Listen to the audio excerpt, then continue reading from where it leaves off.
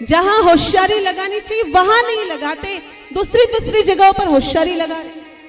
You कहते महाराज ज्यादा बच्चे होंगे तो देश की जनसंख्या बढ़ जाएगी। थारे कई टेंशन है जनसंख्या की भैया?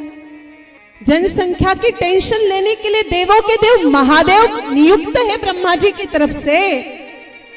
अब हम महादेव जी की होड़ करने लगे। जब भी जनसंख्या बढ़ जाती, या तो केदार में बाढ़ आ जाती, या नेपाल में भूकंप आ जाता है, या सुनामी आ जाती है मुंबई में, या तो कोरोना जैसी बीमारी आ जाती है। मेरे भाई बहनों, भगवान जब अपने स्तर पर निपटा देते हैं तो हमें किस बात की टेंशन लेनी? जब भी इनबैलेंस होता है सिस्टम, भगवान अपने स्तर पर छन्नी लगा देते हैं, वो निपटा देते हैं। तो हमें किस बात की परवाह, हमें किस बात की टेंशन? आप लोगों के इसी प्रोपेगेंडे की वजह से, ऐसी मानसिकता की वजह से मेरे भाई बहनों आज देश की सीमाएं सुनी होने लगी, मठ सुने होने लगे, कोई स्वयं सेवक नहीं बचे। अगर ऐसी छोटी विचारधारा, इतनी हल्की विचारधारा लेकर के हम लोग चलेंगे तो सीमाओं पर बंदूक लेकर के खड़े होने वाले सैनिक नहीं बचे। भगवाधारी, धवल वस्त्रधारी बिल्कुल खत्म, मठ एकदम सुने।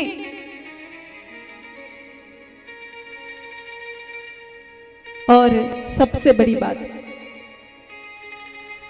आप सब लोगों की इच्छा है ना कि हमारा देश हिंदू राष्ट्र बनना चाहिए। आज देश में लहर चल रही है कि हिंदू राष्ट्र बने, हिंदू राष्ट्र बने, हिंदू राष्ट्र बने। अरे ये क्या है हिंदू राष्ट्र?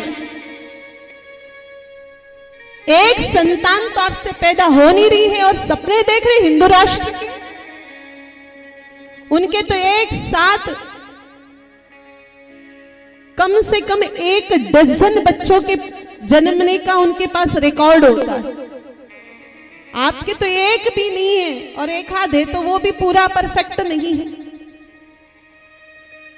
तो एक तरफ से वो 12 की फौज, एक तरफ हमारी संतान एक केवल। तो ये कैसे लड़ेगी और कैसे हिंदू राष्ट्र बनेगा? लड़ाई केवल शस्त्रों की नहीं है, लड़ाई है संस्कारों की, सभ्यताओं की, संस्कृति की। मेरे भाई बहनों, वो 3 जने एक जगह रहने लग जाए ना, किसी गांव में आप लोगों ने देखा होगा, इन चाचाओं की एक आदत होती है। एक घर गांव में प्रवेश करता है, दूसरा गांव घर आता है, फिर तीसरा घर आता है। कुछ ही दिनों में गांव में मिनी पाकिस्तान बस जाता है। उनकी 14 की फौज मिनी पाकिस्तान को बसा देती है, और हमारी एक औलाद मेरे भाई बहनों गांव छोड़ के भग जाती है और गांव को ही सुना कर देती है। आपके शेखावटी में कितनी तो हवेलियां खाली पड़ी है, कितने तो मकान खाली पड़े हैं। बताओ मेरे भाई बहनों, ऐसा हिंदू राष्ट्र बनेगा?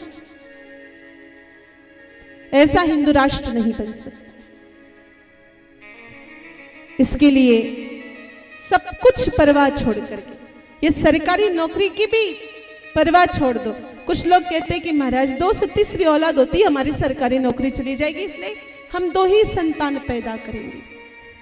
अब देखो, समान नागरिकता कानून हमारे देश में आया है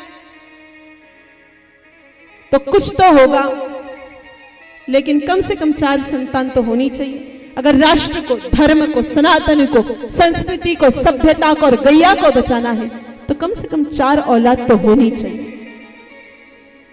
लेकिन 4 औलाद होने के बाद ऐसा नहीं कि बड़े को तो आप कपड़े की दुकान लगा दी, 2 नंबर वाले को बर्तनों की दुकान पर बिठा दिया, 3 नंबर वाला अलग ही किराना तोल रहा है वहां तराजू पर, और चौथा खेती कर रहा है। ऐसे नहीं, बड़े बेटे को साधु बनाओ,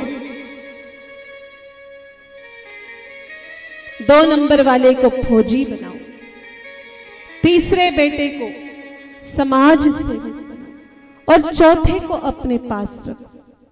बाकी 4 को ही पास रखोगे तो महाराज गड़बड़ और भारी होगी। बड़ा देखे कि छोटा खिलाए, छोटा देखे कि मजलो खिलावे, और इस चक्कर में 4 बेटा को बाप भूखो ही मर जावे।